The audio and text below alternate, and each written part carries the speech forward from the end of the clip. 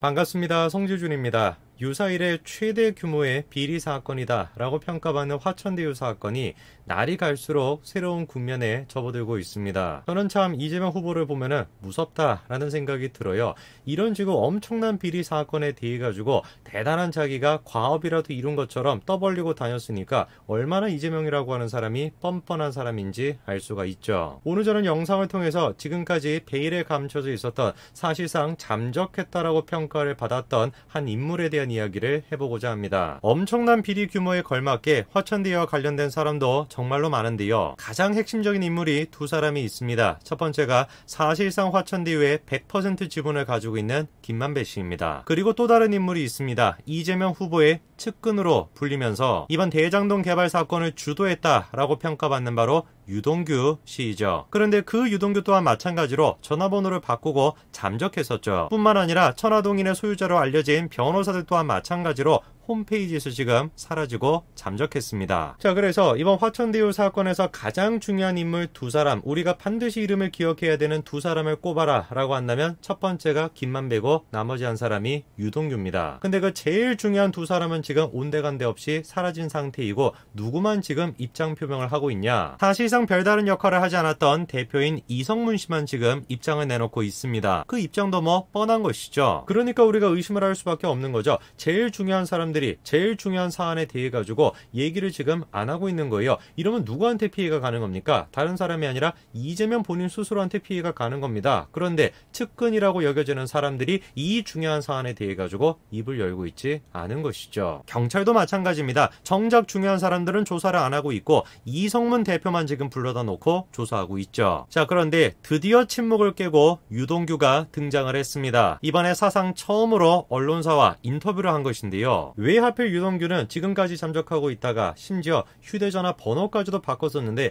왜 하필이면 지금 등장한 것일까요? 삼초동자도 다 알고 있습니다. 화천대유 사건이 이재명 후보에게 가장 지금 위험한 사안이라는 거 누구나가 다 알고 있습니다. 그런데 이 사안이 처음 터졌을 때 입장 표명을 하지 않고 왜 하필이면 지금 시기에 입장 표명을 하는 것일까요? 왜 지금까지 입장 표명을 하지 않았냐라는 질문에 대해서 다음과 같이 답변합니다. 가장 중요한 것은 팩트 아닌가? 내가 실무를 직접 하지 않았기 때문에 실무를 직접 한 성남도시개발공사에 물어보는 것이 가장 확실한 방법이라 생각했다. 이렇게 얘기합니다. 맞는 말이죠. 대장동 개발을 주도했던 곳이 바로 성남도시개발공사니까 거기다가 물어봐야 되는 게 맞죠. 그런데 거기다가 물어보려면 누구한테 물어봐야 되는 겁니까? 바로 유동규 씨한테 물어봐야 되는 거예요. 아까 제가 말씀드리지 않았습니까? 유동규 씨가 바로 성남도시개발공사에서 사장 직무대행을 맡고 있었고 자기가 사장 직무대행일 때 대장동 개발이 이루어졌던 겁니다. 벌써 감이 오시죠? 첫 번째 질문에 대한 답부터 벌써 말의 앞뒤가 안 맞는 거예요. 제가 하나하나씩 곱씹어 드리겠습니다. 도대체 유동규라고 하는 사람이 어떤 식으로 변명을 하고 있는지, 어떻게 그게 거짓말인 것인지 같이 한번 보시죠. 사실상 대장동의 수익 구조 자체를 유동규 씨가 만든 거 아니냐라는 지적에 대해서 다음과 같이 답변합니다. 누가 임의적으로 정할 수 있는 구조가 아니었다라는 거죠. 그러나 그럼에도 불구하고 유동규 씨가 주도를 했기 때문에 내부 비판이 있지 않았는가라는 반문에 대해서 비판 목소리나 다른 제안을 보고받은 적이 없다, 이렇게 얘기합니다. 정말 사실일까요? 유동규 씨가 지금 얘기를 하는 것처럼 자기 혼자 주도할 수 있는 그런 구조가 아니었던 것이고 내부 비판의 목소리 또한 정말로 없었던 것일까요? 제가 기사 한 가지를 보여드리겠습니다. 이 기사는 이재명 후보가 그렇게 욕하고 있는 조선일보 기사가 아니고요.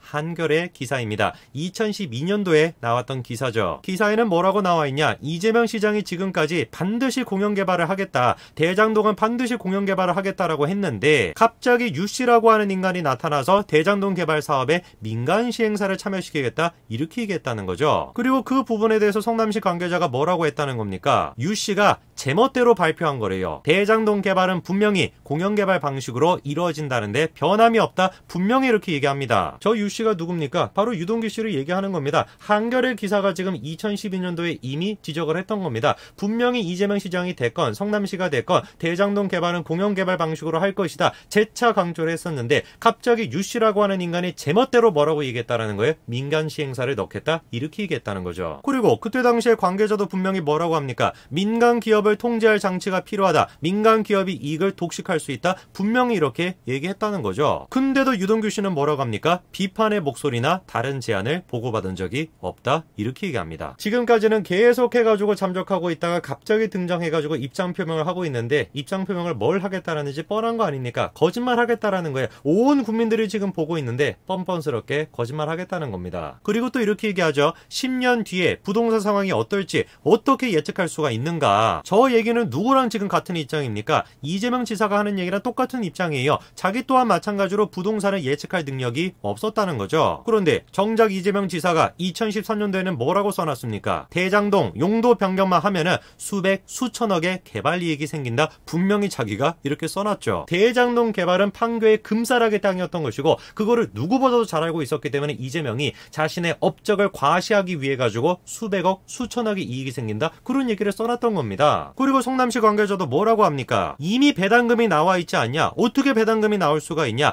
예측이 가능하기 때문에 배당 금액이 나와 있다는 거죠. 왜 유동규가 됐건 이재명이 됐건 계속해가지고 부동산 가격을 예측할 수가 없다. 이 주장을 지금 되풀이하고 있냐? 이유가 있습니다. 화천대유가 그렇게나 많은 이익을 거둬들일 수 있었던 이유, 그게 뭐라는 거예요? 집값이 폭등했기 때문이라는 거죠. 부동산 가격이 올라서 그런 것인데 부동산 가격이 오를지 어떻게 예측할 수 있었는가? 이 말을 하고 싶어가지고 저 얘기를 하는 겁니다. 그런데 이미 제가 예측할 수 있었다라고 말씀을 드렸고 그것뿐만 아니라 부동산 측면에서 보더라도 화천대유는 문제가 됩니다. 자, 이게 지금 대장동에서 아파트 부지 12개를 보여주는 것인데 그 중에 A1과 A2 그리고 A11과 A12 요게 이제 화천대유 소유였습니다. 공용부지를 제외하고 전체 민간 택지 중에서 40%에 해당되는 그 정도의 택지인데요. 문제는 저곳이 경쟁 입찰이 아니었다라는 거예요. 다른 구역 같은 경우는 경쟁 입찰이 되었고 그때 당시에 경쟁률이 놀랍게도 183대 1이었습니다. 화천대유가 우선 협상 대상자로 선정되는 과정에도 문제가 있는데 그 부분에 대해서 유동규는 침소봉대식 보도다 이렇게 얘기합니다. 1000점 만점 중에서 20점 정도밖에 안 된다. 그거 별로 중요한 게 아니야. 이런 얘기를 하는데요. 저 20점이라는 게 뭘 얘기하는 것이냐? 성남의 뜰 말고도 다른 컨소시엄도 참여를 했었습니다. 그런데 성남의 뜰만 유일하게 상대 점수 20점을 받았던 거 그거를 지금 얘기하는 거거든요. 1000점 만점 중에서 20점 이래버리면 적은 숫자인 것처럼 느껴지지만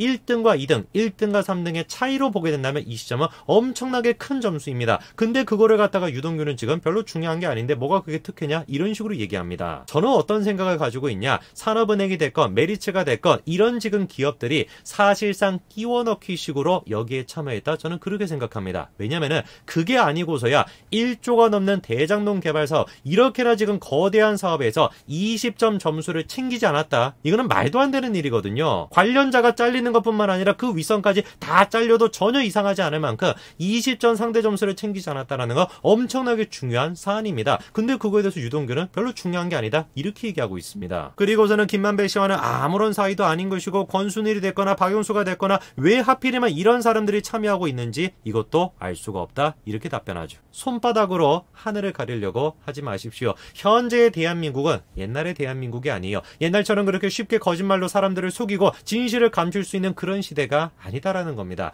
이재명 후보는 더 이상 비참해지지 마시고 솔직하게 이 사안에 대해서 입장 표명을 하시기 바랍니다. 여기까지 말씀드리겠습니다. 감사합니다.